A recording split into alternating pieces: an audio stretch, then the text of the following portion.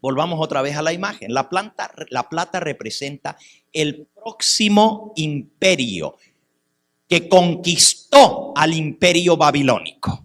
Ya nosotros estudiamos esto en el seminario anterior, cómo fue que cayó Babilonia en manos de los medos y los persas. Noten, los brazos representan a Medo-Persia, el pecho y los brazos. Y miren qué interesante, están unidos por el pecho, pero son dos brazos. No es casualidad que el imperio que dominó a los babilonios estaba formado por dos grandes naciones que se unieron para conquistar a Babilonia. Y por eso se llama Media y Persia. Medos y persas, los dos brazos. Dios escogió bien la imagen y cómo la representó. Dos naciones unidas en una. Los medos y los persas. Cuando lleguemos a la profecía del capítulo 7 esta tarde, vamos a ver más detalles de esto. Porque en el capítulo 7 aparece un oso que está más levantado un lado que del otro. Y en el capítulo 8 vamos a encontrar un carnero, un borrego con dos cuernos, pero uno de los dos cuernos es más alto que el otro. Eso lo va a explicar también la historia, cómo se unieron los medos y los persas, pero con el tiempo los persas llegaron a ser más poderosos que los medos y finalmente los absorbieron y se conoce como el reino de los persas. Ahora, la plata escogió Dios para representar a los persas. ¿Saben ustedes que los persas fueron los primeros en la historia en acuñar monedas de plata? Eso lo pueden comprobar ustedes. Los primeros en acuñar monedas de plata. Hoy en día, hasta el día de hoy, se le llama a las monedas de plata de silver dollars, ¿verdad? Los dólares de silver. Y hace años atrás en este país, las monedas de 10 centavos eran de pura plata. Ya no se encuentran. Hoy en día ya no. Pero yo todavía me acuerdo cuando yo era niño, me crié en este país. Mi papá era el tesorero de la iglesia hispana más grande de aquí de Los Ángeles, la iglesia hispanoamericana. Y los domingos, pues nos ponía a los niños, a mi hermano y a mí, a contar el montón de monedas. Y había un montón de monedas así, bolsas de monedas, porque era una iglesia muy grande. Y al ir contando las monedas, mi hermano y yo íbamos separando los dimes, que eran de silver, y los íbamos poniendo a un lado, porque ya existían los otros silvers, ¿verdad? Ya los otros dimes, monedas de 10 centavos, ¿verdad? Que ya no eran de silver, pero esos se veían porque eran más blanquitos. Los demás eran como más brillosos, más bonitos, pero los más blanquitos y menos brillosos eran la plata y valían más que los otros. Y según nosotros, los íbamos amontonando. ¿Por qué? Porque por un dime de 10 centavos, tú los llevabas a vender y en lugar de darte los 10 centavos, te daban 15 centavos. Aunque valía 10 centavos la moneda, te daban 15. Según mi hermano, nosotros íbamos a ganarnos eso. Pero cuando tuvimos la bolsa llena de haberlos apartado y los cambiábamos, mi papá dijo, no, ese dinero es de la iglesia. Así que toda la ganancia es para la iglesia también y nos quedamos sin nada. Bueno, los primeros en acuñar monedas de plata fueron los medos persas. También eran muy famosos por ser plateros, orfebres. Así como Babilonia usaba oro para hacer sus joyas, los persas hasta el día de hoy son famosos por la plata persa.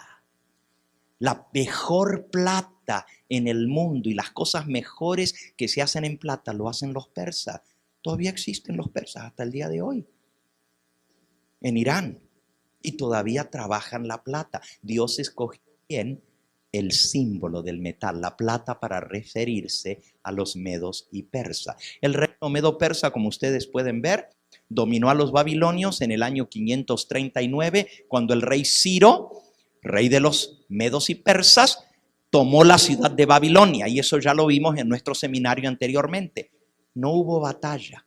Tomó la ciudad por sorpresa. Se metió por el lecho del río porque la ciudad estaba toda cercada por muralla.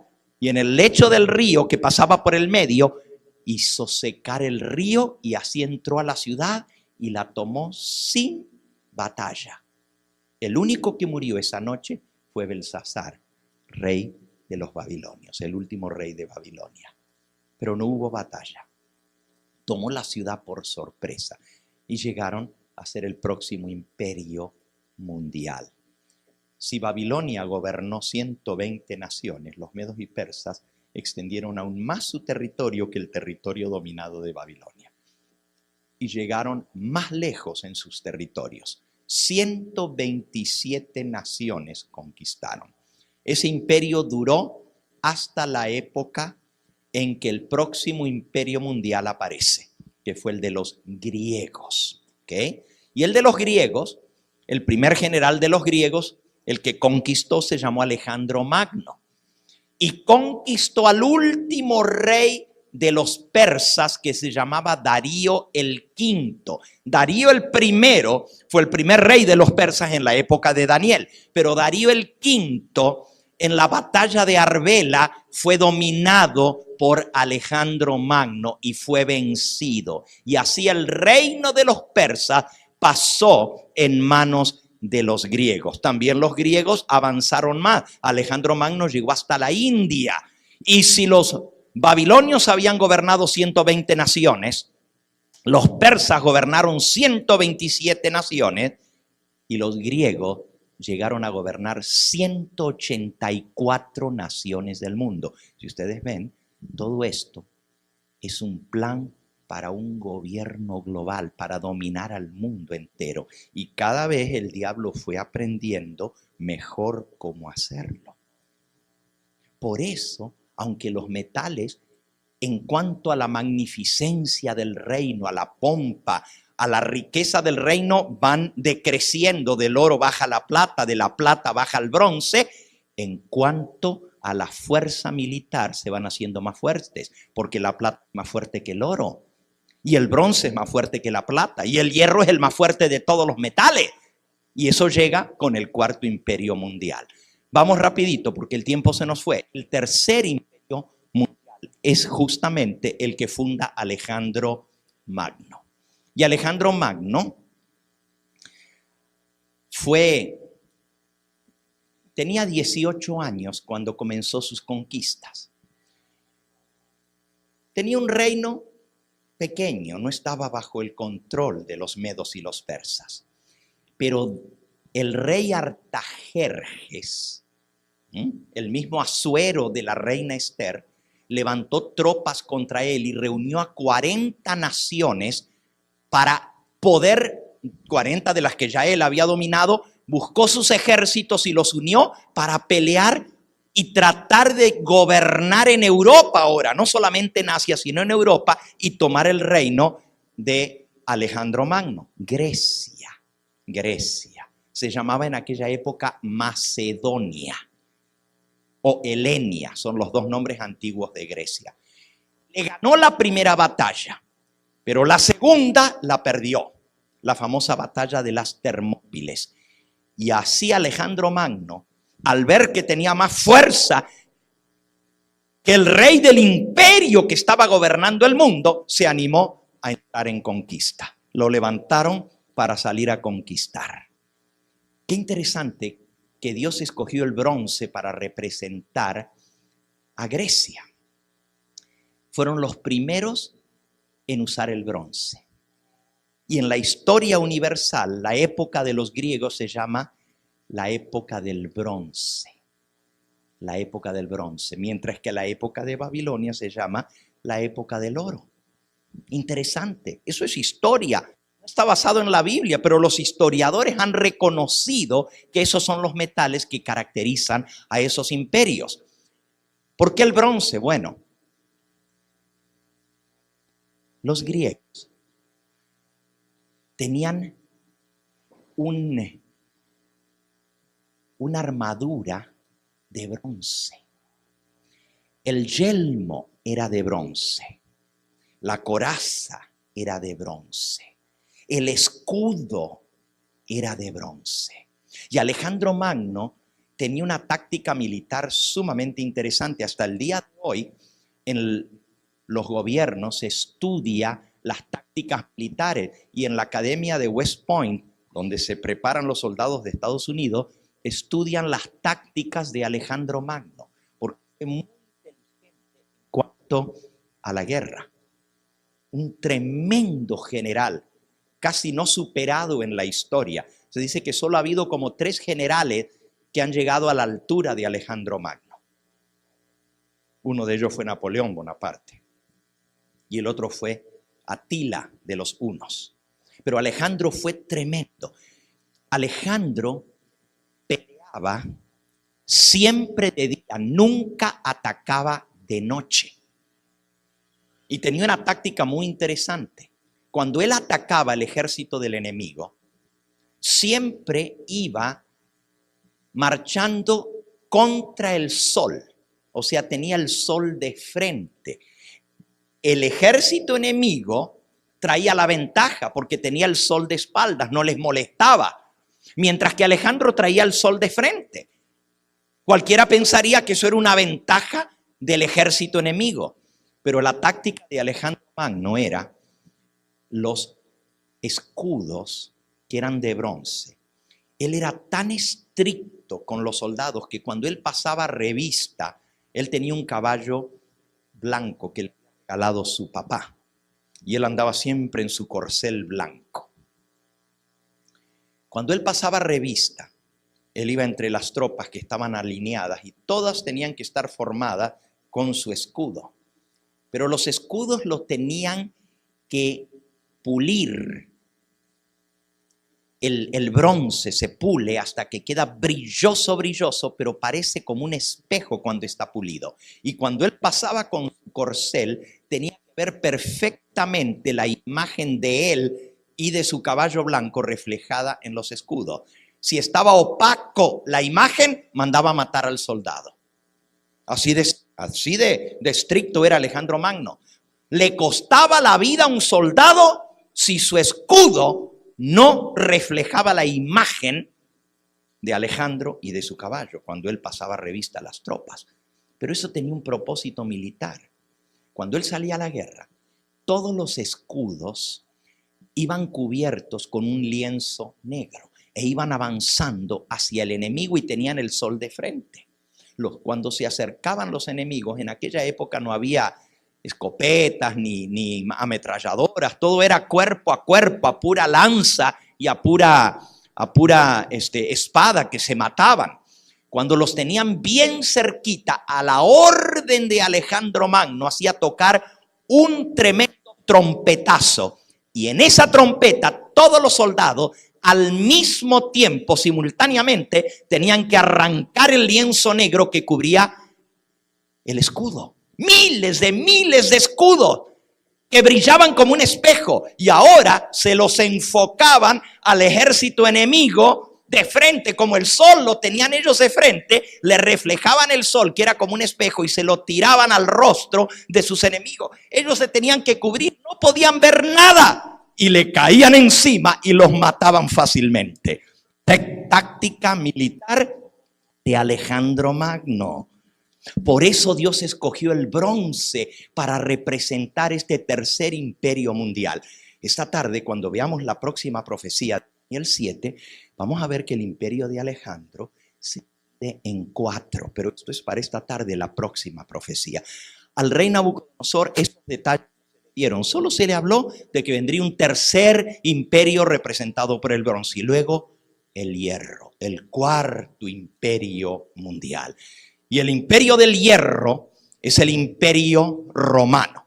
Como ustedes pueden ver allí en la imagen, el imperio romano estaba representado por las piernas de hierro. La parte más larga del cuerpo son las piernas. Prácticamente ocupa la mitad de todo el tamaño del cuerpo. De igual manera, en la historia, Babilonia, poquito tiempo, el tamaño de la cabeza. Medo-Persia, poquito tiempo. El bronce, un poquito más, que representaba el vientre y los muslos. Pero el hierro es la parte más larga, las piernas. El imperio romano gobernó del año 168 antes de Cristo, cuando en la batalla de Pydna venció a Ptolomeo, una de las divisiones del imperio griego que se dividió en 4, venció a Ptolomeo en Egipto y de allí se comienza a contar el tiempo del dominio de los romanos. Las piernas de hierro representadas por ese poder representan un poder férreo, un poder duro, que todo lo destroza, que todo lo desmenuza. Esta tarde lo vamos a ver al estudiar la cuarta bestia, que tenía dientes de hierro y uñas de bronce, y todo lo destruía y lo dominaba. Y por cierto, si volvemos a la imagen anterior donde estaban las fechas de estos gobiernos, vamos a ver que el imperio romano dominó por 700 años el mundo.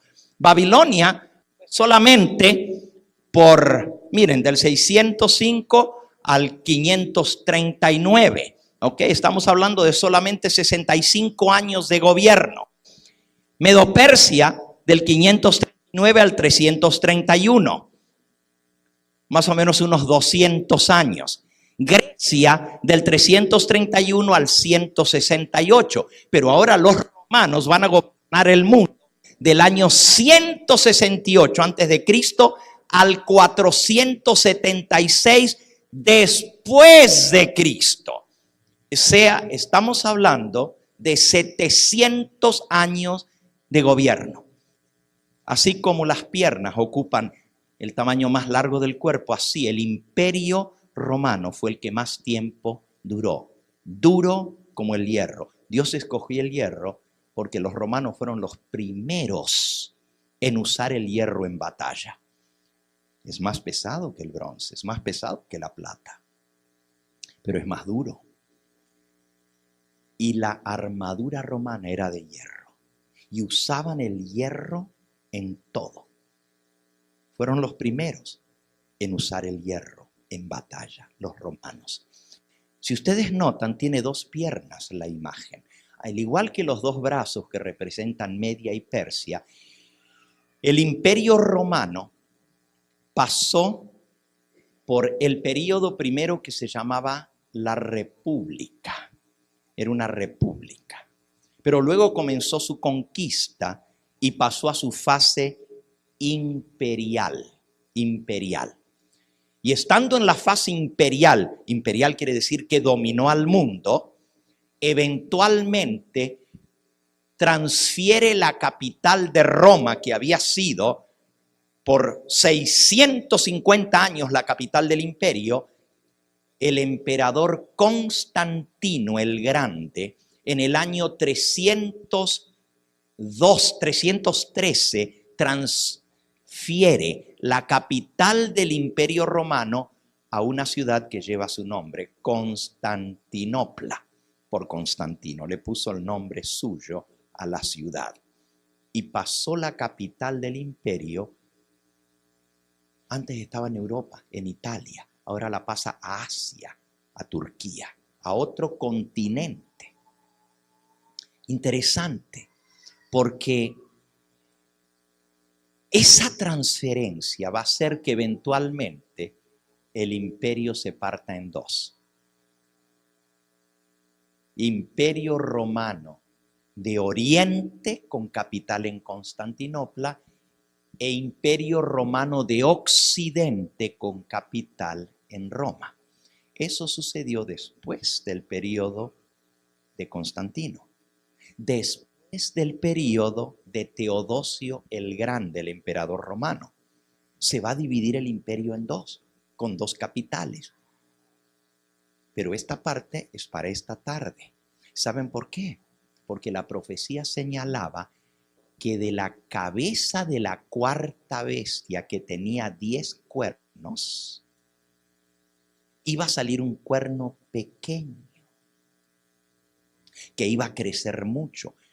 Va a ser una prolongación de Roma, el cuerno pequeño, porque está en la cabeza de la cuarta bestia, y la cuarta bestia es Roma. Esta tarde vamos a ver esos detalles.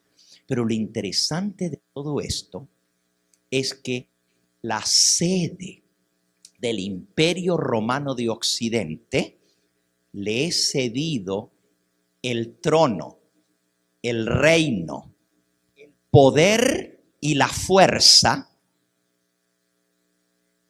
al obispo de Roma. El líder cristiano de la iglesia cristiana en Roma, que se llamaba el obispo de Roma, llega a ser el nuevo emperador romano. Por eso la imagen tiene dos piernas que continúan por largo tiempo. Fíjense, el imperio romano de Occidente es dividido en 10, los 10 dedos de la imagen, o también 10 cuernos de la cuarta bestia. Pero esta tarde vamos a ver el surgimiento de la prolongación de Roma a través del imperio romano de Occidente, que llegó a llamarse el Sacro Imperio Romano Cristiano. Sacro quiere decir sagrado, y tenía un sumo pontífice romano. Ese era el título que usaban los emperadores, sumo pontífice romano, solo que ahora se le aplicó al obispo de Roma. Y se une la política con la religión. Esto nos lleva a la última parte de la imagen. Está compuesta de dos cosas: metal, hierro, los pies de la imagen en parte de hierro y en parte de barro. ¿Qué significa? El hierro representa a Roma, mientras que el barro, que es más débil, representa la división en los reinos que se formaron en Europa. Reinos más débiles, mientras que los romanos son más fuertes. Y usted dice, pero ¿y cómo se entiende eso? Bueno, históricamente, las naciones de Europa salieron de la división del Imperio Romano por la invasión de las tribus bárbaras. Fueron 10 en total. Y esta tarde vamos a ver esos detalles. Porque al estudiar la cuarta bestia de la segunda línea profética, que son las bestias de Daniel 7, nos da mucho más detalles. Aquí solamente nos habla de los pies, hierro y barro. Pero esta tarde vamos a ver lo que significa específicamente eso, el hierro y el barro. Tiene que ver con la parte de Roma, que es el hierro, y la parte del barro, que son las naciones seculares. Unas son naciones bajo el protectorado de Roma, las naciones católicas, y otras no están bajo el catolicismo romano cuando se divide Roma. Esto lo vamos a ver esta tarde con el surgimiento del cuerno pequeño. Tengo que terminar porque el tiempo se nos ha ido esta tarde. La última parte de la imagen es la más interesante. Por supuesto, de los pies se dice que no se unirán el uno con el otro, como no se pega el hierro con el barro. No se pegarán. Hasta el día de hoy las naciones de Europa están divididas, distintos idiomas en un territorio que es menos de la mitad de los Estados Unidos.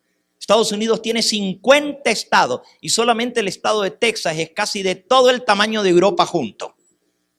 Europa occidental, ¿verdad? Sin incluir a Rusia y los países que antes eran comunistas. Pero Europa occidental tiene más o menos el tamaño del estado de Texas, un estado de aquí.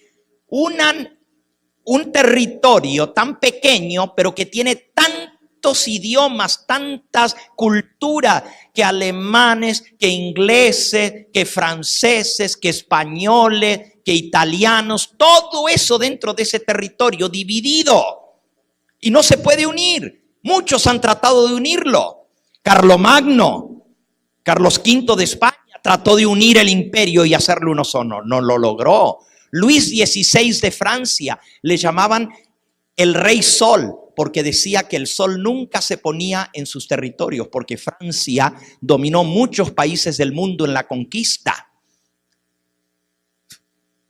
África, Asia y el Oriente. Muchos países estaban bajo Francia.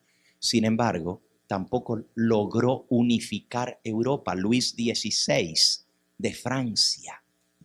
Más recientemente, el zar de Rusia trató de imponer un imperio, pero solo pudo lograr la mitad de Europa. La otra mitad quedó del lado de Europa libre.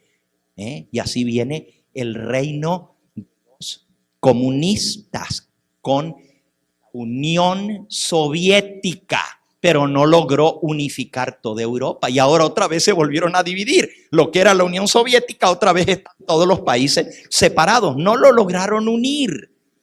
Hitler, en la Segunda Guerra Mundial, trató de unificar otra vez todos y conquistar las naciones de Europa. No lo logró. ¿Por qué? Porque la profecía decía, no se unirán el uno con el otro. Como el hierro no se mezcla con el barro. Y hoy en día la Unión Europea ha tratado de unir a todas las naciones. Han logrado mucho. Han logrado que no haya frontera. Han logrado que haya un solo sistema monetario, el euro, dejando de lado todas las monedas de cada país. Pero todavía no están unidos.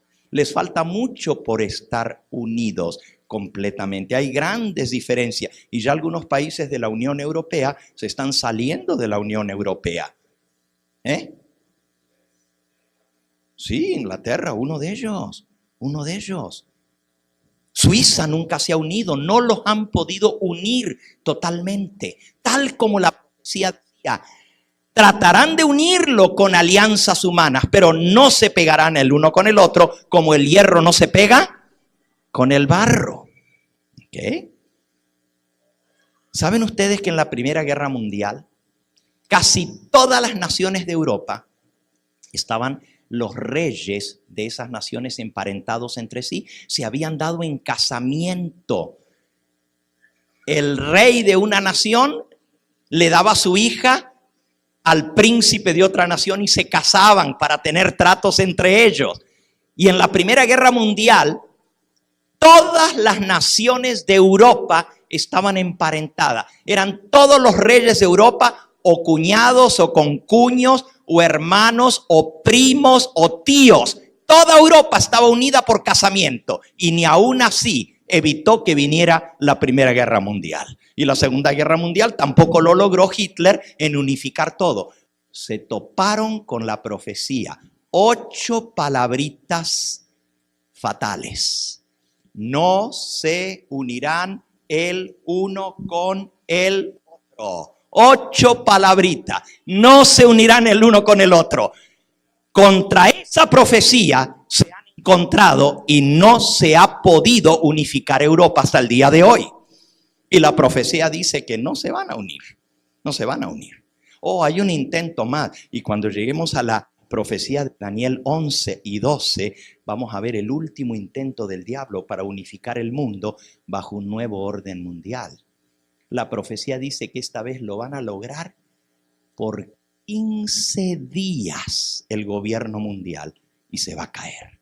Eso lo vamos a estudiar más adelante. Termino la parte más importante de toda la profecía. Y vamos de vuelta a la Biblia. Daniel, capítulo 2 y versículo 43 en adelante. Así como viste el hierro mezclado con barro, se mezclarán por medio de alianzas humanas, pero no se unirán el uno con el otro, como el hierro no se mezcla con el barro. Y en los días de estos reyes, o sea, de las naciones divididas, el Dios del cielo levantará un reino que no será jamás destruido. No será este reino dejado a otro pueblo. Desmenuzará y consumirá todos estos reinos, pero él permanecerá para siempre. De la manera que viste que del monte fue cortada una piedra, no con mano. Eso significa, esto no va a ser por intervención del hombre. La piedra es cortada no con mano humana, la cual, dice aquí, desmenuzó el hierro, el bronce, el barro, la plata y el oro. El gran Dios ha mostrado al rey lo que ha de acontecer en lo porvenir. El sueño es verdadero y fiel su interpretación. Amigos y hermanos, escuchan. La última partecita de la profecía es lo que falta que se cumpla. En los días de las naciones divididas. Tenemos un organismo mundial que se llama las Naciones Unidas. pero es solo de nombre, porque no han logrado unirlas. Están unidas por alianzas humanas, pero no están pegadas. Ni siquiera han podido detener el terrorismo a nivel mundial. Las Naciones Unidas. En los días de estos reyes, en esas alianzas humanas, tratando de unificar otra vez al mundo, el Dios del cielo levantará un reino. Estoy aquí para decirles que la última parte de la profecía está a punto de cumplirse. Todas las señales nos indican que la venida de Cristo está a las mismas puertas. Todo lo que el Señor Jesús dejó dicho se está cumpliendo. Si ustedes ven, la historia se ha cumplido al pie de la letra. Es increíble que Dios pueda haber escogido una imagen y que en esa imagen haya tantos detalles que hemos visto y que coincidan con la historia. Como el hecho de que Medo y Persia son dos, los brazos. Roma es Roma de Oriente y Roma de Occidente. El barro y la plata, la mezcla de las alianzas humanas, pero también esta tarde vamos a ver que es mucho más que eso. Es la política unida con la religión. Eso lo vamos a ver esta tarde. Todo se ha cumplido y nosotros estamos viviendo como hemos visto en los dedos de la imagen. Lo único que falta es la piedra. Y esa piedra representa el reino eterno de Dios que va a establecer a través de Jesucristo su Hijo. La palabra de Dios lo declara de esta manera. Apocalipsis capítulo 11. Apocalipsis capítulo 11. Dice el versículo 15. Y eso está en el futuro todavía, no se ha cumplido. El séptimo ángel tocó la trompeta. Son 7 trompetas, pero el último ángel toca la trompeta y hubo grandes voces en el cielo que decían: los reinos de este mundo han venido a ser de nuestro Señor y de su Cristo, y Él reinará por los siglos de los siglos. Los reinos de este mundo, el oro, la plata, el bronce, el hierro y el barro van a ser desmenuzados. Y el Dios del cielo levantará un reino que será entregado en las manos y en el poder de nuestro Señor, de su Cristo. Padre, Hijo y Espíritu Santo son los que van a gobernar el mundo ahora. Alabado sea su nombre. Y dice allí que va a reinar por los siglos de los siglos. Y dice el versículo 18: se airaron las naciones y tu ira ha venido, la ira de Dios, y el tiempo de juzgar a los muertos y de dar el galardón a tus siervos, los profetas, a los santos, a los que temen tu nombre, a los pequeños y a los grandes, y de destruir a los que destruyen la tierra. Oh, mis amigos, el reino de Dios va a destruir a los que destruyen la tierra. Va a destruir a todos los gobiernos. Oro, plata, bronce, hierro, todo va a ser desmenuzado. La historia de este mundo va a llegar a su fin. Y el reino de Dios va a perdurar para siempre. Cristo va a ser el que se va a sentar en el trono. Así dice Mateo 25:31. Cuando el Hijo del Hombre venga en su reino. Mateo 25:31. Cuando el Hijo del Hombre venga en su reino y todos los santos ángeles con él, entonces se sentará en su trono de gloria. Alabado sea su nombre. El trono del universo va a estar ocupado por el que viene con todos los santos ángeles. Pero también dice el versículo 32, y serán reunidas delante de él todas las naciones, y apartará los unos de los otros como el pastor aparta las ovejas de los cabritos. Amigos, ese reino está pronto por ser establecido. En la primera línea profética hemos visto la delineación de los imperios mundiales hasta llegar a nuestros días. Todo se ha cumplido al pie de la letra. Pero en la próxima profecía vamos a ver cómo estos imperios tuvieron que ver con el pueblo de Dios y cuál fue el papel de estos imperios con el pueblo de Dios. Y vamos a tener muchos más detalles para el último periodo. Ya lo que hemos visto de historia del pasado está en el pasado, pero ahora nos interesa lo que está pasando ahora y lo que todavía falta. Y cada nueva línea profética va a dar más detalle de lo que viene hasta que lleguemos a la última.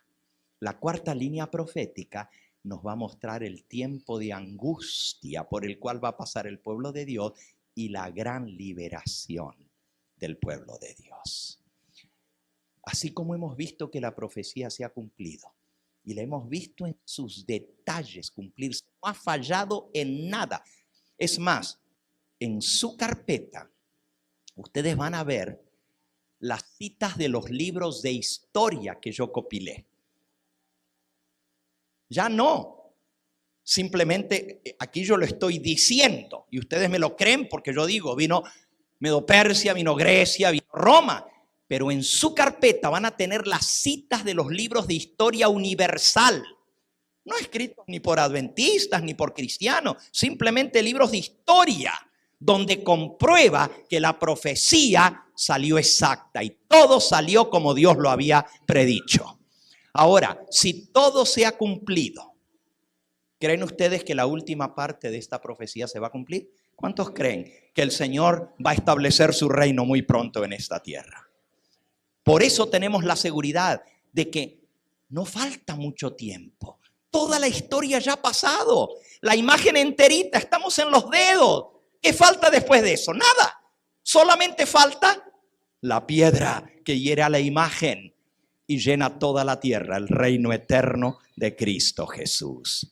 Mis amigos, las buenas noticias son que estamos llegando al fin de la historia de este mundo. Y muy pronto el Rey vendrá y establecerá su reino eterno, donde reinaremos con Él por toda la eternidad. Él quiere que tú y yo seamos súbditos de ese reino, pero para eso, requisitos, para ser súbditos del reino de Dios. Y uno de esos requisitos es aceptarlo a Él como Rey de Reyes y Señor de Señores. Le costó mucho a Nabucodonosor reconocer eso, pero finalmente lo reconoció. Dios tuvo que humillarlo. Eso lo vimos en el seminario anterior. Primero el rey quedó impresionado con el sueño, pero después se rebeló e hizo una imagen toda de oro. No quería que siguiera la historia como Dios le había dicho. Mi reino, el oro, va a durar hasta los pies, toda la imagen. Pero Dios tuvo que humillarlo. Y él hasta dio un decreto de muerte que el que no adorara la interpretación de él de la imagen toda de oro, ¿verdad?, sea echado en un horno de fuego. Pero gracias a la fidelidad de esos jóvenes hebreos, lo que iba a ser la religión mundial se transformó en la gloria del Dios del cielo. La adoración y la idolatría a la imagen llegó a olvidarse. Y los 3 jóvenes que salieron ilesos del horno de fuego fue de lo que habló el mundo entero. Y allí fue donde Nabucodonosor volvió a reconocer al Dios del cielo. Pero después no quitó el orgullo de su corazón. Y otra vez, cuando vio su imperio, dijo, ¿no es esta la gran Babilonia que yo edifiqué? Y en ese mismo momento se escuchó la voz del cielo: tu reino te ha sido quitado por tu orgullo y soberbia. Te vas a arrastrar como los animales, vas a andar comiendo pasto como los bueyes, te van a criar, te van a crecer las uñas y el pelo. Y 7 tiempos van a pasar sobre ti hasta que reconozcas que es el Dios del cielo el que tiene el gobierno del mundo, y Él se lo da a quien Él quiere, no como tú, sino como Dios dice. Y Dios tuvo que humillar a Nabucodonosor para que finalmente reconociera al Dios del cielo.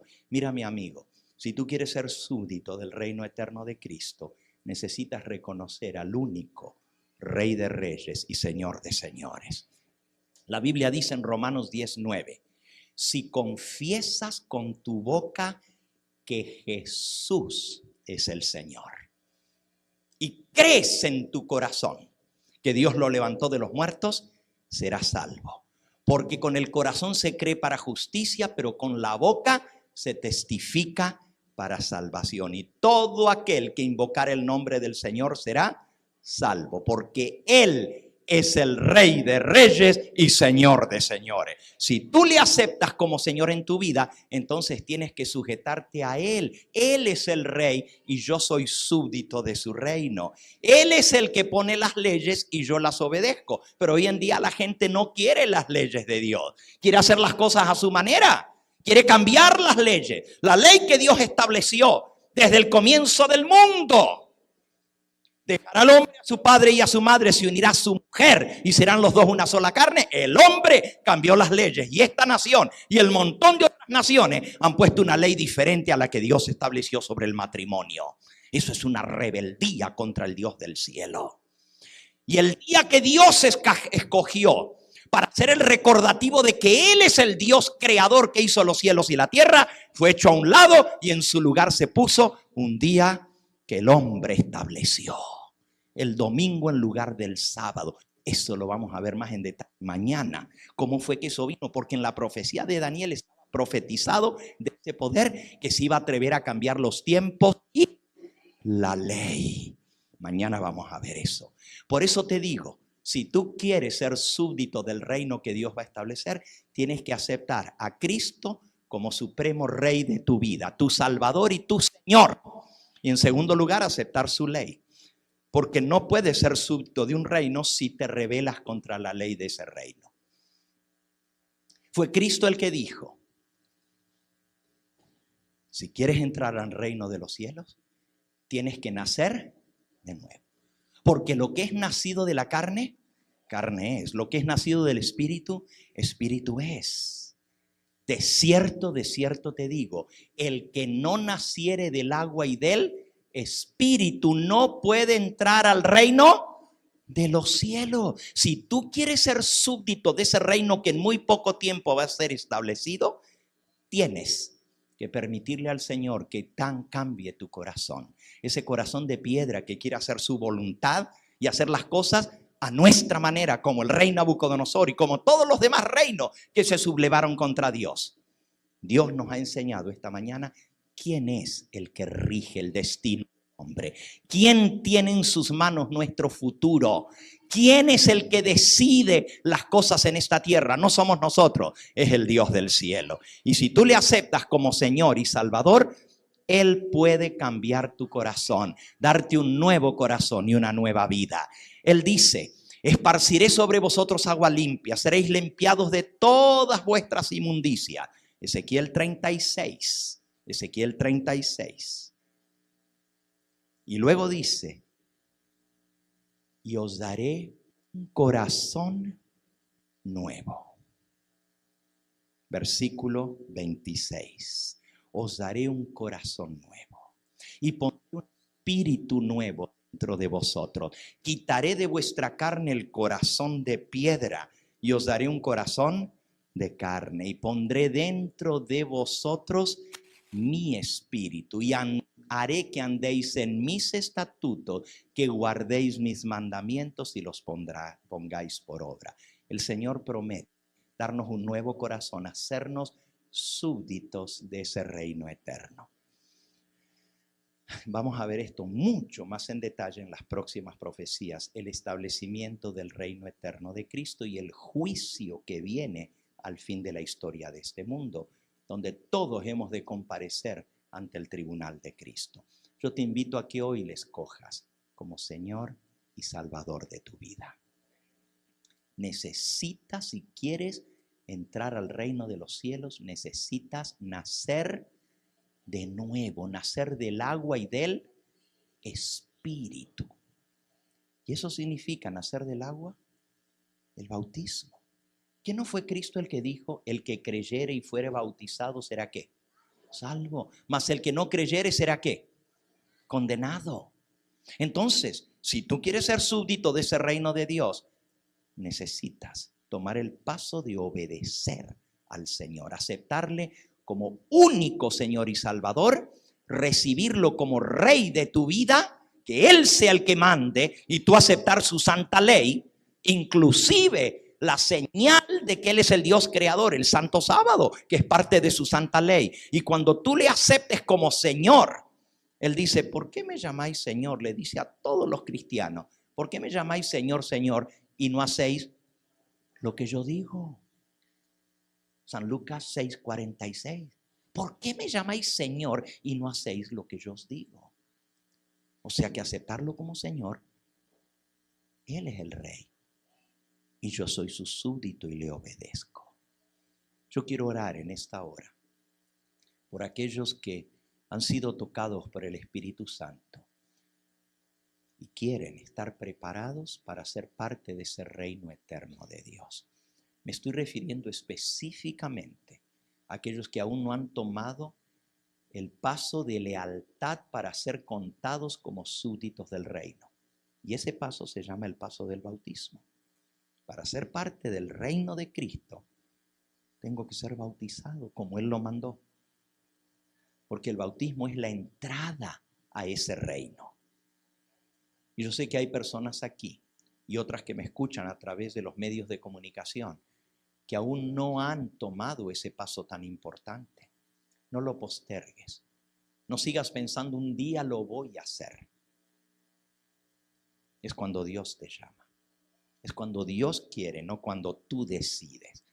No seamos soberbios en decir yo soy el que rijo los destinos de mi vida y yo decido cuándo. No, no es cuando yo quiero, es cuando Dios te llama. Y Él dice, nadie puede venir a mí si el Padre que me envió no lo llamare. Entonces, si Dios te llama hoy, déjate atraer por Él. Y dile, sí, Señor, yo quiero hacer tu voluntad. Y Él te va a salvar. Pero tú tienes que obedecer. Tienes que hacer su voluntad.